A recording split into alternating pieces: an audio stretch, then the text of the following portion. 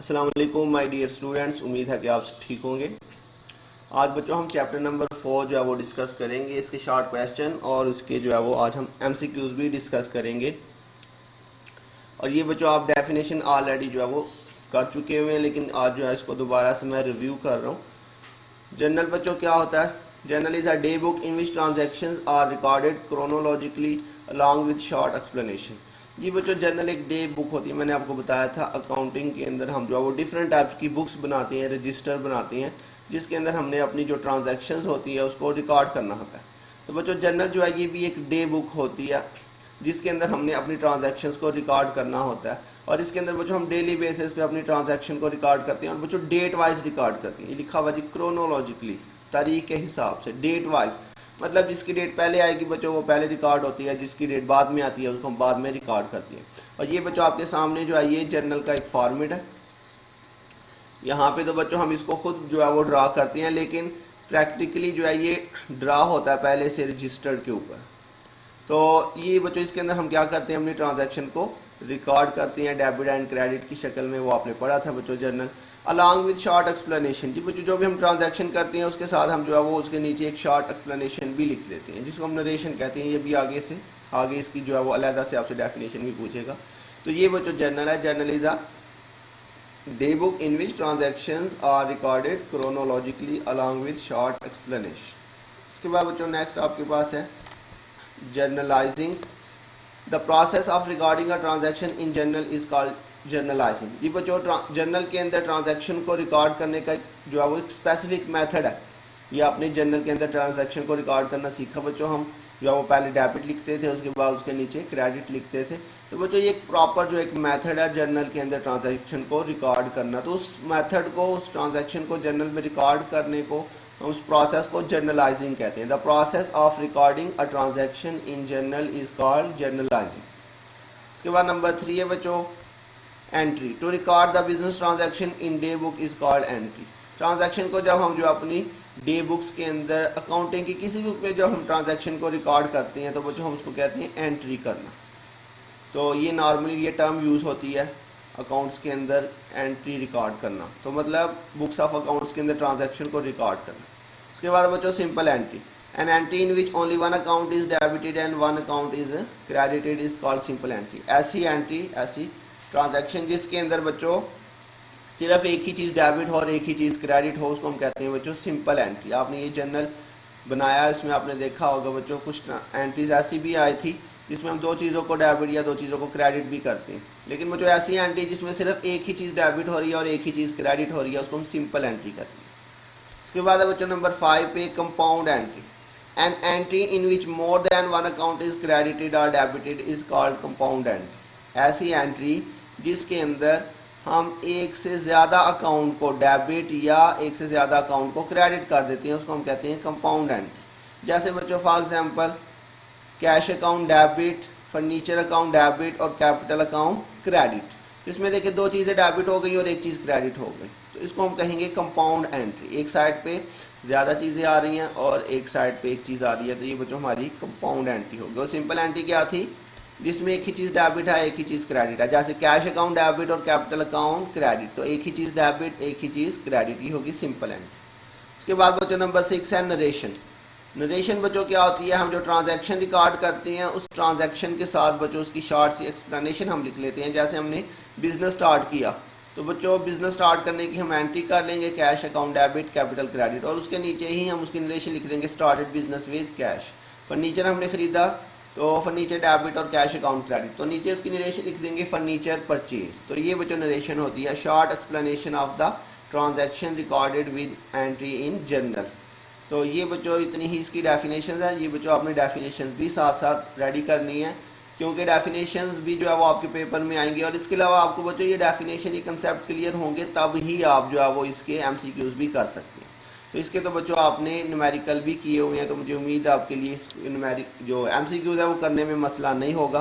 तो इसके एमसीक्यूज बच्चों डिस्कस करते हैं। जी बच्चों नंबर 1 पे लिखा हुआ जी journal is called the book of original entry, first entry, preliminary entry, all of above. जी बच्चों जर्नल के अंदर हम सबसे पहले ट्रांजैक्शन को जर्नल के अंदर रिकॉर्ड करते हैं। आपने देखा था हमने सबसे पहले जो बुक बनाई थी बच्चों, वो क्या थी, वो जर्नल था। तो बच्चों जर्नल को हम original entry, first entry, preliminary का मतलब ये था इब्तदाई, तो ऑल ऑफ अबव ये सारे जो है इसके आंसर हैं। उसके बाद है बच्चों नंबर 2 पे, the entry in which more than one account is debited और credited is called simple entry, compound entry, single entry, primary entry. तो जी बच्चों अभी हमने डेफिनेशन पढ़ी, जैसे कि मैंने आपको बताया अगर आपको डेफिनेशन क्लियर है, कंसेप्ट क्लियर है, तो आपके एमसीक्यूज भी इसी की मदद से हल होंगे। तो बच्चों जैसे अभी हमने ये डेफिनेशन पढ़ी है कि वो एंट्री जिसमें दो या दो से ज़्यादा अकाउंट डेबिट या क्रेडिट हो बच्चों, उसको हम क्या कहते हैं, कंपाउंड एंट्री।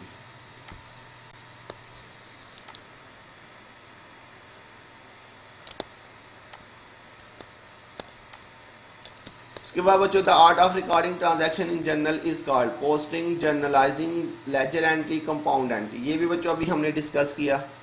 तो ट्रांजैक्शन को जर्नल में रिकॉर्ड करने का जो प्रोसेस है बच्चों, उसको हम क्या कहते हैं, जर्नलाइजिंग।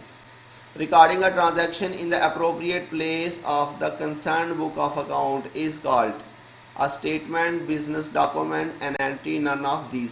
जी बच्चों मैंने आपको बताया बुक ऑफ अकाउंट में, अकाउंटिंग के अंदर किसी भी बुक के अंदर उसकी प्रॉपर प्लेस पे जाके ट्रांजैक्शन को जो हम रिकॉर्ड करते हैं, हम उसको जो है वो एंट्री करना कहते हैं। तो हमने किसी भी बुक में रिकॉर्ड करना है, उसका मतलब हमने एंट्री कर दिया, तो ये एन एंट्री आ जाएगी। A short explanation of each transaction is written under each entry is called posting, recording, summarising, narration. जी बच्चों ये भी हमने अभी डेफिनेशन पढ़ी है। तो देखिए बच्चों बहुत सारे जो एमसीक्यूज है वो आपकी डेफिनेशन में से ही कवर हो रहे हैं। तो short explanation of each transaction is written under each entry is called narration. Number 6 है बच्चों, the money with which proprietor start his business is called cash, investment, capital, एड। कैपिटल जी बच्चों ये हमने फर्स्ट जो है वो फर्स्ट चैप्टर के अंदर ये डेफिनेशन पढ़ी थी। जब बिजनेस का मालिक बिजनेस स्टार्ट करता है किसी भी चीज़ के साथ, किसी भी अमाउंट के साथ बच्चों, जो बिजनेस में इन्वेस्ट की जाती है उसको हम कैपिटल कहते हैं। उसके बाद goods purchase on credit from Tariq should be debited to. ये बच्चों आपने जनरल एंट्रियाँ की थी। जब हम एसेट खरीदते हैं, goods purchase on credit from Tariq should be debited.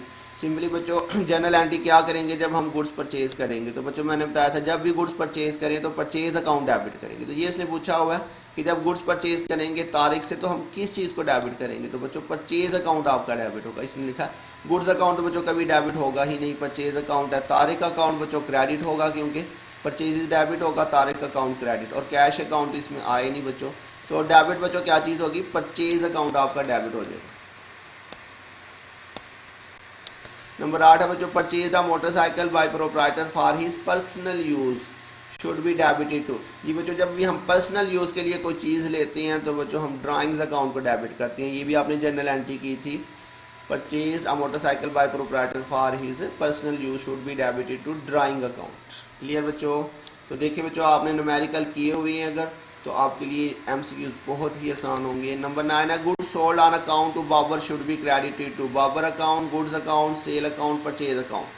जी बच्चों जब हम गुड्स सेल करते हैं तो सेल हमारी इनकम होती है, और इनकम मैंने आपको बताया था हमेशा इंक्रीज होगी, और इंक्रीज इन इनकम क्रेडिट। तो जब भी गुड सेल करेंगे तो बच्चों हमने सेल अकाउंट को क्रेडिट करना है, और बाबर जो है वो इस एंट्री में डेबिट होगा, लेकिन उसने क्रेडिट का पूछा हुआ था। तो बच्चों गुड्स अकाउंट तो हमने लिखना ही नहीं डेबिट क्रेडिट पे, परचेज इसमें हुई नहीं, सिर्फ सेल ही आ रहा है इसमें बच्चों। उसके बाद बच्चों नंबर 10 है, goods return to Ahmed should be debited to sale return, Ahmed account, purchase return, purchase account. Goods return to Ahmed बच्चों ये हमारी जो है वो परचेज रिटर्न है। कैसे पता चला, ये टू से मैंने बताया था जब भी रिटर्न टू आ जाए तो वो परचेज रिटर्न होती है, और परचेज रिटर्न क्रेडिट होगी बच्चों।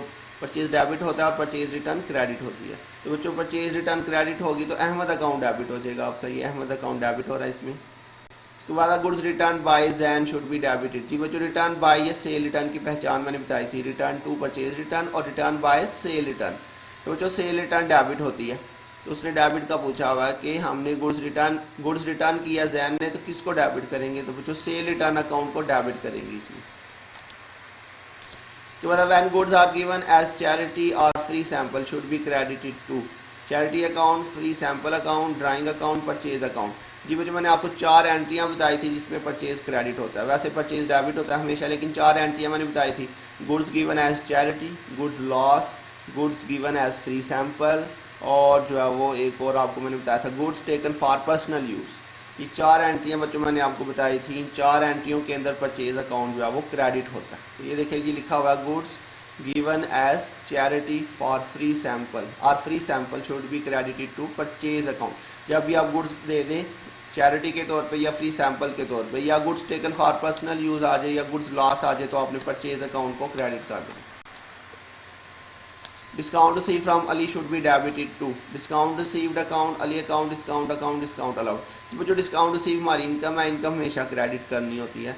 तो इसका मतलब डिस्काउंट रिसीव ने तो क्रेडिट होना, तो बच्चों डेबिट क्या होगा, फिर अली अकाउंट डेबिट हो जाएगा। Salaries pay to Zubair should be debited to. ये बच्चों सैलरी हमारा एक्सपेंस है, जब हम सैलरी पे करते हैं तो सैलरी को हमने डेबिट करना होता है। तो सैलरी जब पे करेंगे तो क्या चीज़ डेबिट होगी, सैलरी अकाउंट आपका डेबिट हो जाएगा। A table loss by fire should be debited to loss by fire. जी बच्चों आग लगने की वजह से लॉस हो गया, लॉस भी हमारा एक्सपेंस ही कंसीडर होता है। लॉस और एक्सपेंस जब भी आएगा ये डेबिट ही होते हैं बच्चों। तो लॉस बाय फायर अकाउंट आपका डेबिट हो जाएगा।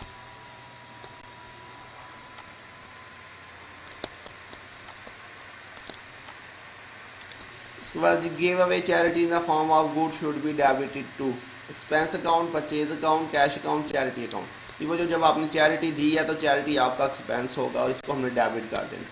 किस चीज़ को डेबिट करेंगे बच्चों, जब चैरिटी देंगे तो चैरिटी अकाउंट को डेबिट करेंगे। उसके बाद तो लिखा जी ₹700 receive from Ali whose account has previously written off as bad debt should be credited to Ali account, bad debts recovered account, cash account. अच्छा बच्चों अगर पहले जो है वो हमारे बैड डेट्स हो जाए, बैड डेट्स के बारे में मैंने आपको बताया था, उधार पे हमने कोई चीज़ खरीदी है लेकिन हमें उसके पैसे नहीं मिल सके, तो बच्चों वो हमारे बैड डेट्स होते हैं।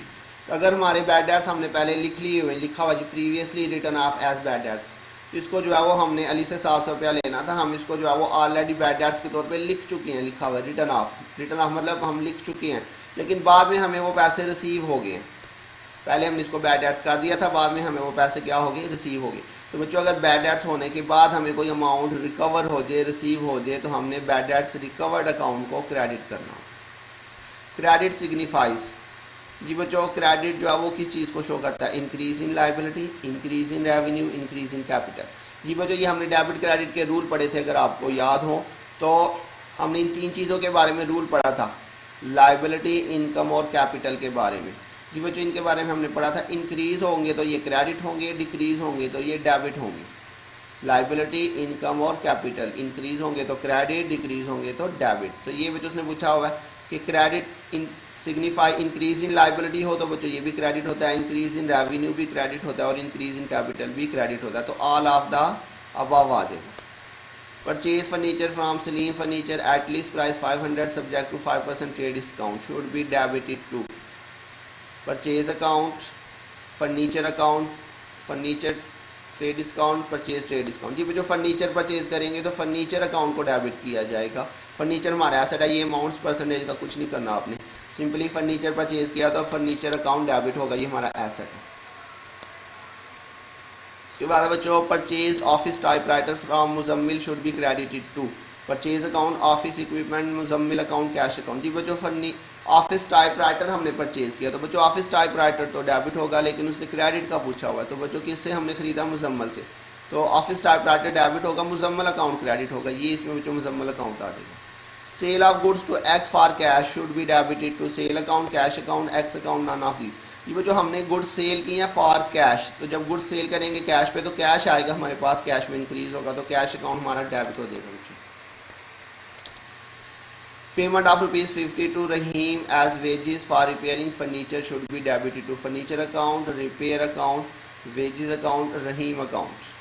तो बच्चों हमने क्या किया जी, 50 to Rahim as wages for repairing furniture, तो बच्चों रिपेयर अकाउंट को डेबिट करेंगे, हमने यहाँ पे रिपेयर करवाई है, रिपेयर हमारा एक्सपेंस है। उसके बाद debit signifies increase in asset, decrease in liability, decrease in capital, all of above. जी बच्चों ये हमने रूल पढ़े थे डेबिट क्रेडिट के, एसेट में इंक्रीज हो तो बच्चों वो डेबिट होता है, इसी तरह से लाइबिलिटी और कैपिटल में डिक्रीज हो जाए तो ये डेबिट होते हैं, ये रूल आपने पढ़ा था। एसेट में इंक्रीज हो तो डेबिट और लाइबिलिटी और कैपिटल में डिक्रीज हो तो वो भी डेबिट हो जाती है, तो ये ऑल ऑफ अबव आएगा।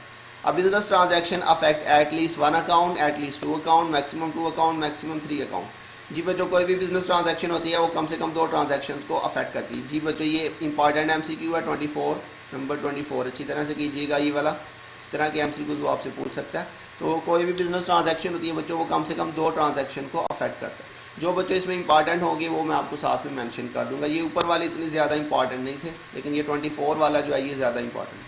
25 goods taken by owner for personal use should be credited to sale account, drawing account, purchase account, cash account. जी बच्चों, जब पर्सनल यूज़ के लिए हम कुछ भी लेंगे तो ड्राइंग अकाउंट तो डेबिट होगा, लेकिन उसने क्रेडिट की बात की और ये मैंने आपको भी पीछे बताया कि goods taken for personal use आ जाए, goods given as charity, goods given as free sample या गुड्स लॉस बाय फायर आ जाए तो आपने परचेज अकाउंट को क्रेडिट कर दिया। तो जी बच्चों, इस चैप्टर के अंदर इतने ही MCQs थे।